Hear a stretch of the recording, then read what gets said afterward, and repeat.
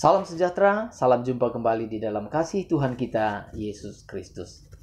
Bapak Ibu, Saudara sekalian, kebenaran firman Tuhan yang akan kita dengarkan pada hari ini masih berkaitan dengan kebenaran firman Tuhan yang saya sampaikan beberapa hari yang lalu dalam program Butir Kebenaran. Dalam butir kebenaran tersebut, saya menceritakan bagaimana cara unik yang dilakukan oleh para petani yang ada di Afrika dalam menangkap kawanan atau gerombolan monyet yang sering sekali merusak tanaman mereka. Cara ini dibilang unik karena mereka hanya menggunakan sebuah botol dengan ukuran yang cukup besar dan mulut botol ini tadi ukurannya kecil, pas untuk ukuran tangan monyet untuk dimasukkan ke dalam botol tersebut. Di dalam botol itu diisi dengan biji-biji kacang yang sangat disukai oleh monyet ini tadi.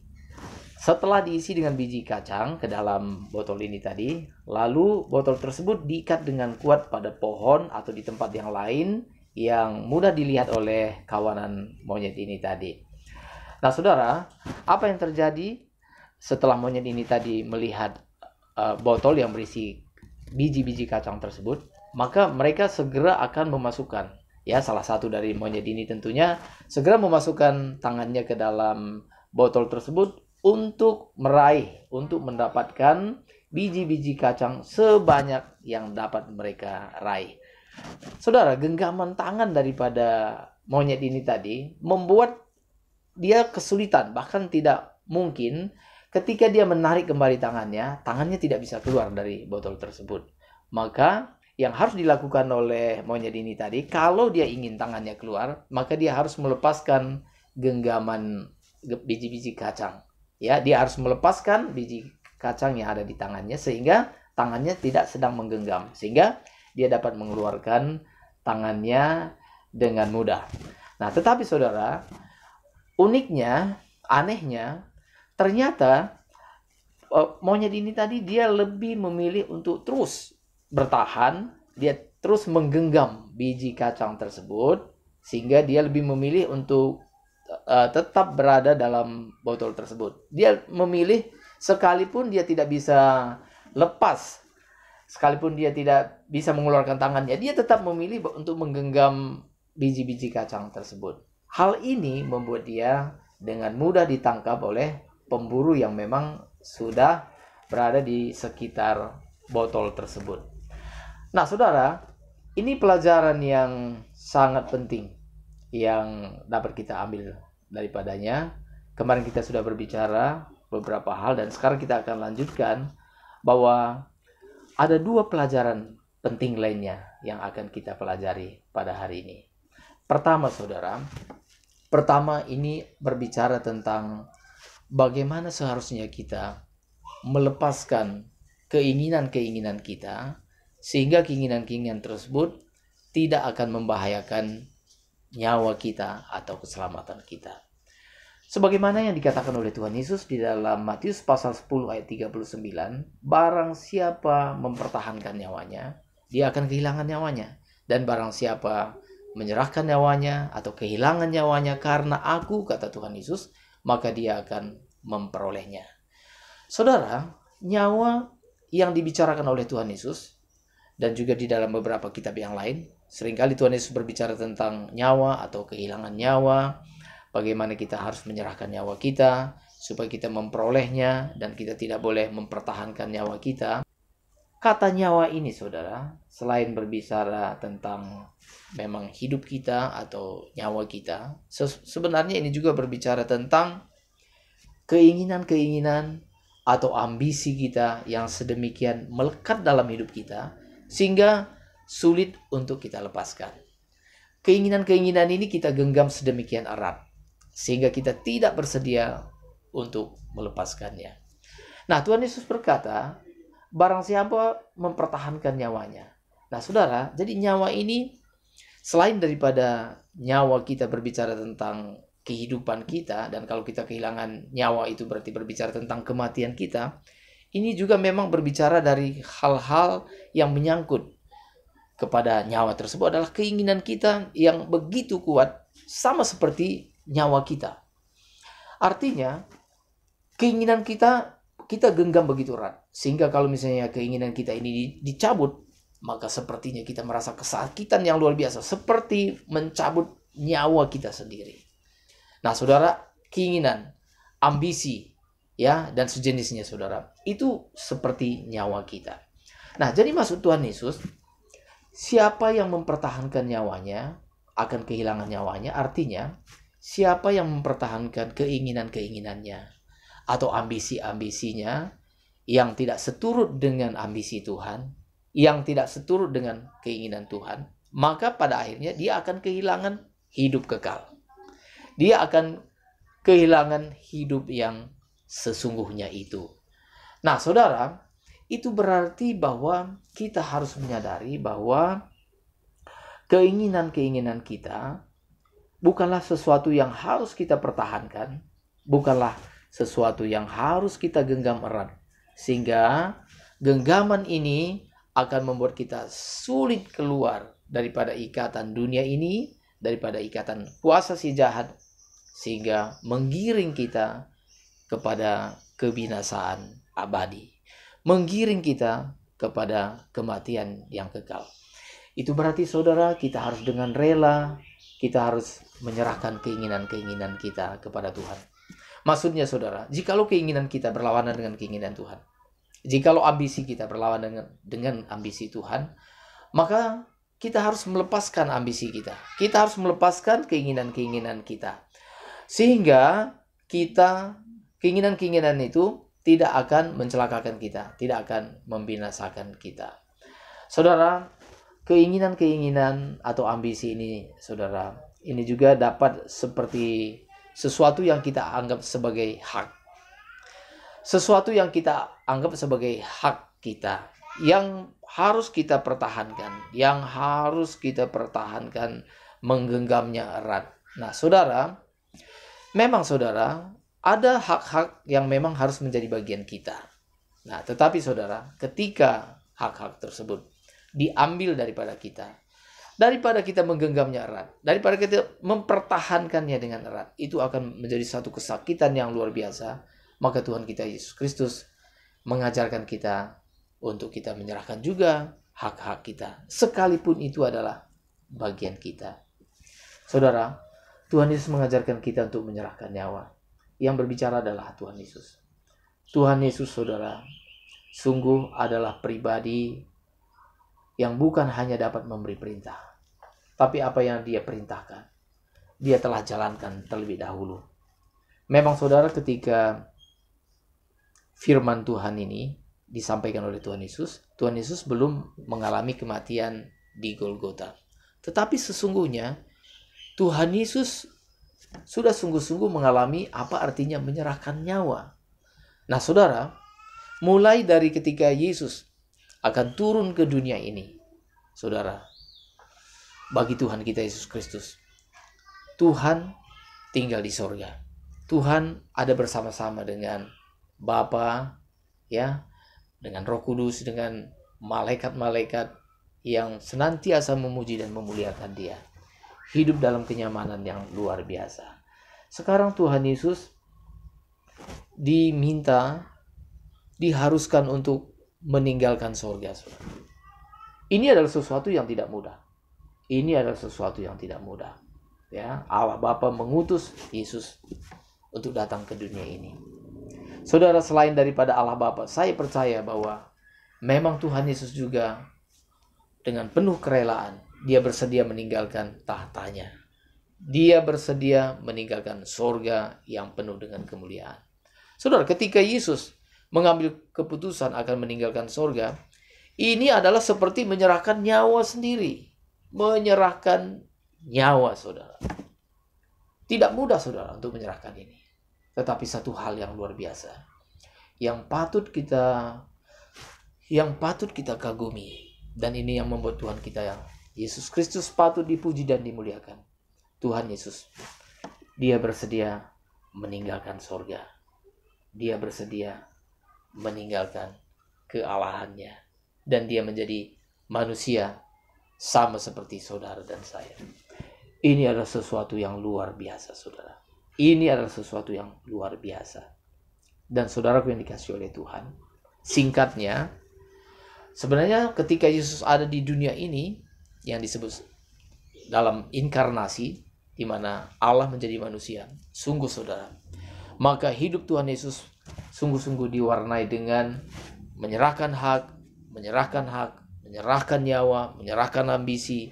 Sungguh-sungguh saudara, Tuhan menanggalkan keinginan-keinginannya, Tuhan menanggalkan keinginannya, ambisi-ambisinya.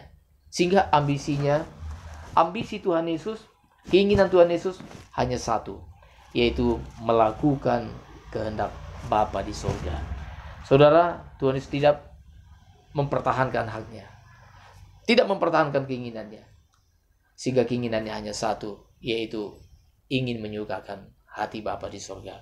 Nah saudara, dan puncak daripada penyerahan nyawa daripada Tuhan Yesus adalah ketika dia menyerahkan nyawanya mati di kayu salib untuk dosa-dosa kita.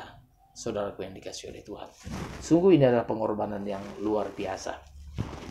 Karena itu saudara, jikalau Tuhan Yesus sudah menyerahkan nyawanya bagi kita, maka tidak berlebihan kalau dia juga menuntut hal yang sama untuk kita lakukan, yaitu menyerahkan nyawa kita bagi dia. Nah saudara yang dikasihi oleh Tuhan, Tuhan Yesus telah mengasihi kita. Tuhan Yesus mengasihi kita dengan sempurna. Dalam Yohanes pasal 15 ayat 13, Tuhan Yesus berkata, tidak ada kasih yang lebih besar daripada kasih seorang yang memberikan nyawanya untuk sahabat-sahabatnya. Dan Tuhan Yesus telah melakukannya. Dia memberikan nyawanya bagi kita. Saudara, maka tidak berlebihan kalau Tuhan Yesus meminta kita juga untuk mengasihi, mencintai Tuhan, menyerahkan nyawa kita bagi Dia. Jikalau kita tidak mengasihi Tuhan, maka sesungguhnya kita adalah orang yang tidak tahu berterima kasih. Itulah sebabnya maka Rasul Paulus dengan tegas mengatakan, siapa yang tidak mengasihi Tuhan, terkutuklah dia. Maranatha. Yang ditulis dalam 1 Korintus pasal 16 ayat yang ke-22. Saudara, tidak berlebihan kalimat tersebut. Sebab Tuhan sudah mengasihi kita dengan sungguh-sungguh dengan memberikan nyawanya bagi kita. Maka kita pun patut mengasihi Dia. Mencintai Tuhan dengan sepenuh hati kita. Memberikan nyawa kita bagi Tuhan. Mengasihi Tuhan artinya kita melakukan perintah Tuhan. Sebagaimana yang ditulis dalam 1 Yohanes pasal 5 ayat yang ketiga, bahwa mengasihi Tuhan adalah menuruti perintah Tuhan. Saudara, ketika kita menuruti perintah Tuhan, ini juga berbicara tentang penyerahan nyawa kita. Seringkali mungkin kita juga tidak mudah untuk melakukan perintah Tuhan. Di sini kita dituntut untuk menyerahkan nyawa kita. Kalau kita mempertahankan nyawa kita, maka kita tidak bersedia melakukan perintah Tuhan. Saudaraku yang dikasihi oleh Tuhan, maka ini penting sekali. Jadi, kebenaran pertama dari ilustrasi ini tadi, atau dari kisah ini tadi, saudara, bahwa kita perlu belajar untuk melepaskan hak kita.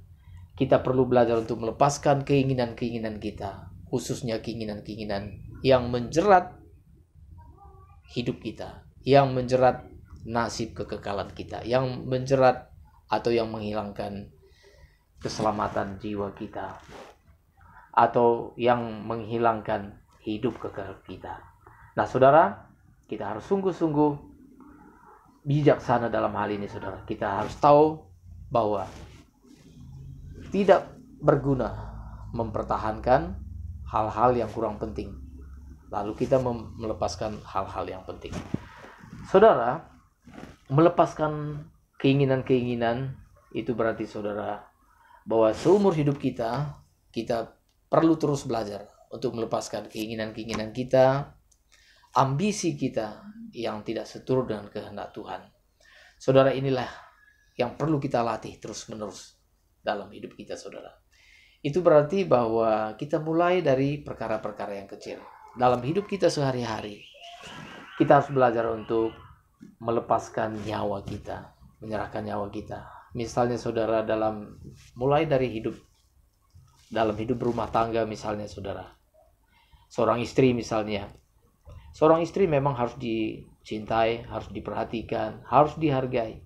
Tetapi saudara, mungkin karena satu dan lain hal, mungkin saudara sebagai istri dalam rumah tangga, saudara misalnya kurang diperhatikan, kurang dicintai, bahkan kurang dianggap, bahkan tidak diingat dan sebagainya. Saudara, maka sebagai manusia yang wajar, maka pasti akan berupaya untuk menuntut hak, ya, merasa bahwa dia patut dihormati, merasa bahwa dia memang berhak untuk dicintai. Nah saudara, pada saat seperti ini yang dapat kita lakukan dan yang memang yang seharusnya kita lakukan sebagai anak-anak Tuhan adalah mari kita belajar untuk melepaskan hak kita. Melepaskan hak untuk dicintai, hak untuk dihargai, hak untuk diperhatikan, dan sebagainya, dan sebagainya. Kalau saudara mungkin sebagai seorang suami dalam rumah tangga, saudara memang seharusnya dihormati, dihargai. Nah saudara, tetapi barangkali mungkin satu dan lain hal, mungkin saudara merasa kurang dihormati, merasa kurang dihargai. Apa yang harus kita lakukan? Daripada kita ribut mempertahankan hak kita, menggenggam hak kita, kita perlu belajar untuk melepaskan hak kita. Melepaskan hak untuk dihormati, hak untuk dihargai, hak untuk diingat dan sebagainya. Nah saudara, banyak hal. Misalnya saudara, seringkali juga kita menuntut keadilan. Dalam rumah misalnya saudara, anak-anak menuntut keadilan dari orang tua. Ketika misalnya orang tua membagikan harta kepada anak-anaknya, maka pada umumnya setiap anak ingin diperlakukan dengan adil. Ingin diperlakukan dengan adil. Bagaimana kalau misalnya seorang anak menganggap bahwa dia kurang mendapat keadilan? Nah saudara, daripada ribut mempertahankan hak, mari kita belajar juga untuk melepaskan hak kita. Sekalipun misalnya bagian kita ini harusnya banyak, tapi yang kita terima sedikit, kita merasa diperlakukan dengan tidak adil.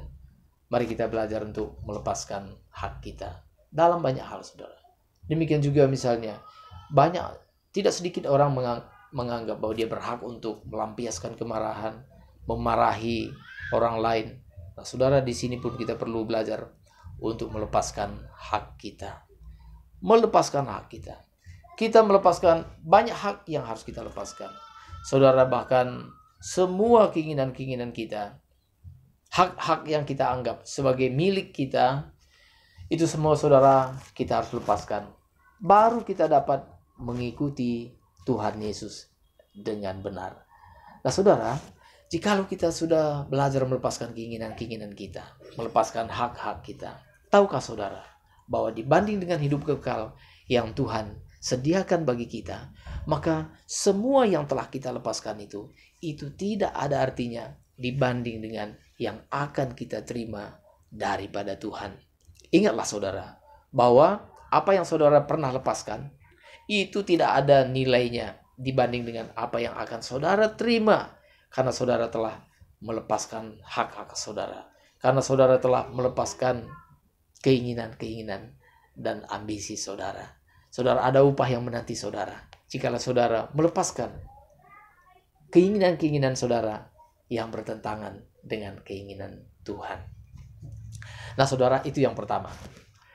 Pelajaran yang kedua yang kita dapat dari kasus ini saudara adalah sebenarnya bahwa kita perlu menyadari betapa berharganya hidup kita dan kita harus mencintai diri kita. Sekali lagi saudara, kita harus menyadari bahwa kita berharga dan kita harus mengasihi diri kita.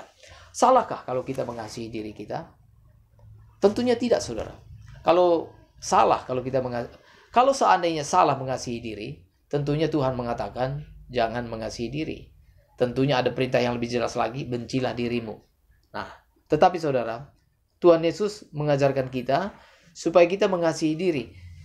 Secara tidak langsung, mengasihi diri ini dikatakan, kasihilah sesamamu manusia seperti engkau mengasihi dirimu sendiri. Saudara, mengapa dikatakan kasihilah sesamamu seperti engkau mengasihi dirimu sendiri? Berarti saudara, kita harus menyadari sebelum kita mengasihi orang lain, kita harus menyadari bahwa diri kita penting, bahwa diri kita harus dicintai. Saudara, kalau kita telah mencintai diri kita, baru kita dapat mencintai orang lain. Orang yang mencintai dirinya adalah orang yang memperhatikan nasib kekekalan dirinya. Orang yang mencintai dirinya adalah orang yang memperhatikan kesehatan dirinya. Orang yang mencintai dirinya, yang mengasihi dirinya adalah orang yang memperhatikan masa depan dirinya, memperhatikan segala sesuatu yang dibutuhkan oleh dirinya. Itulah orang yang mengasihi dirinya. Dan di atas semua ini, salah satu ciri daripada orang yang mengasihi dirinya yang tidak boleh tertinggal adalah orang yang mengasihi dirinya adalah orang yang mempersiapkan dirinya memasuki hidup yang kekal. Orang yang memastikan bahwa dirinya suatu hari kelak akan bersama-sama dengan Tuhan. Dia peduli dengan dirinya. Dia peduli dengan nasib kekalnya. Dia peduli dengan keselamatan jiwanya. Dia peduli dan dia menjaga supaya dirinya suatu saat jangan sampai dibuang di dalam api kekekalan. Jangan sampai dibuang dalam kebinasaan yang kekal. Itulah orang yang mengasihi dirinya. Dan kalau kita telah mengasihi diri kita, baru kita mampu mengasihi orang lain. Baru kita dapat mengasihi orang lain. Saudara, kalau kita tidak dapat mengasihi diri kita, kalau kita gagal mengasihi diri kita, tidak mungkin kita mengasihi orang lain. Nah, karena itu saya mengatakan nih, khususnya buat pemuda-pemuda nih, buat pemudi, ya, jangan menikah dengan pemuda yang tidak mencintai dirinya. Dirinya sendiri dia tidak sayangi, ya, dia tidak urus masa depannya, tidak merawat dirinya, tidak mandi, tidak menjaga kesehatannya, dia tidak memikirkan suatu hari dia masuk surga atau tidak, dia tidak peduli. Kalau dia sendiri tidak mencintai dirinya, bagaimana mungkin dia dapat mencintai Anda? Tidak mungkin. Karena itu saudara, benar sekali apa yang dikatakan oleh Tuhan Yesus. Bahwa kita harus mencintai sesama kita seperti kita mengasihi diri kita sendiri. Itu berarti bahwa kita mengasihi orang lain harus sungguh-sungguh bagaimana kita mengasihi diri kita sendiri. Artinya kita mengasihi orang lain dengan maksimal. Tuhan tidak memberikan perintah yang terbalik. Tidak dikatakan bahwa kasihilah dirimu sendiri seperti engkau mengasihi orang lain. Kalau perintahnya seperti itu pasti kacau balau saudara.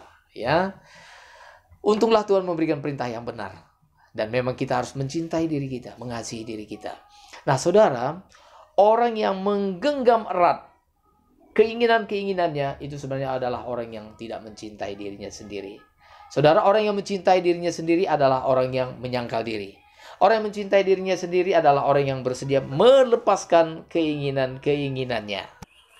Firman Tuhan berkata, apa gunanya seseorang memperoleh seluruh dunia ini, tetapi dia kehilangan nyawanya? Dan apakah yang dapat diberikannya sebagai ganti nyawanya itu? Nah, saudara yang dikasihi oleh Tuhan, maka andai kata pun kita dapat meraih seluruh dunia ini, tapi kalau jiwa kita binasa, kalau keselamatan kita hilang, apa gunanya saudara? Maka sungguh-sungguh kita menjadi orang yang sangat malang sekali. Nah, karena itu saudara, biarlah kita boleh menyadari bahwa betapa pentingnya hidup ini, bahwa betapa berharganya hidup ini. Hidup kita yang satu kali ini dan yang singkat ini terlalu sayang untuk kita sia-siakan. Yang harus kita jaga, yang harus kita pelihara, keselamatan di dalam Yesus Kristus yang harus kita pelihara saudara. Karena itu saudara, kita harus melepaskan keinginan-keinginan kita. Keinginan-keinginan yang tidak seturut dengan keinginan Tuhan. Itu namanya kita menyerahkan nyawa kita, menyerahkan keinginan kita, menyerahkan ambisi kita untuk kepentingan Tuhan. Sehingga kita tidak punya kepentingan yang lain. Satu-satunya kepentingan kita adalah kita ingin menyenangkan hati Tuhan. Kita melepaskan hak-hak kita saudara. Hak untuk dihargai, hak untuk dihormati, hak untuk diperhatikan, hak untuk dianggap dan sebagainya. Kita melepaskan semua hak-hak kita saudara. Sehingga hak kita tinggal satu-satunya. Tinggal satu-satunya yang menjadi hak kita. Hak kita satu-satunya itu adalah kita berhak melepaskan hak kita. Kiranya kebenaran firman Tuhan ini boleh menjadi berkat bagi kita. Amin.